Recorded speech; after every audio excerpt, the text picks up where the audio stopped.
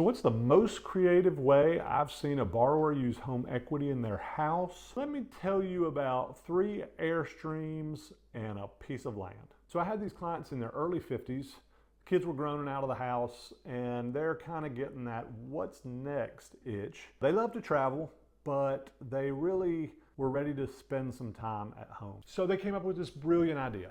In the spirit of today's short-term rental world, they decided, we want to find some land, come up with some Airstream trailers, and make a beautiful glamping resort. It was a really cool idea. But as you can imagine, financing a project like this could be very difficult. So they came to me and said, can you do a loan on a property like this? And the easy answer is, well, yeah, but it would be tough. But after some more discovery, we found out that they had more than enough equity in their home to accomplish the same thing. So instead of spending time mortgaging a piece of raw land that they wanted to add 3 Airstreams to, we instead did a cash out refinance on their home and got them enough money to buy the land, to buy the Airstreams, to fix up the Airstreams, and to market the property.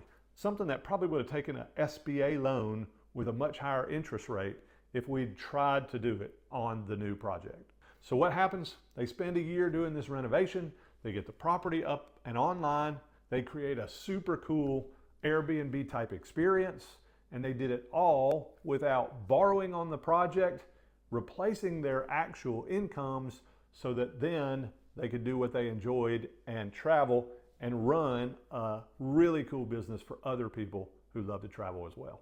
Fast forward a couple years and people love the project that they've built. They're getting great rentals, they're making good money. Their equity from their house is now working for them. It is not just a number on a piece of paper.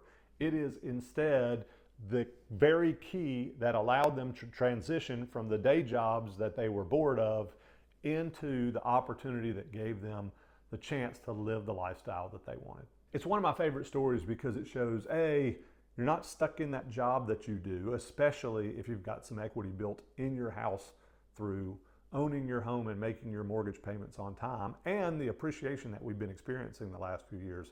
But it also shows that you can actually leverage equity that you have in your house to chase a dream that may have been impossible or at least very difficult to chase any other way.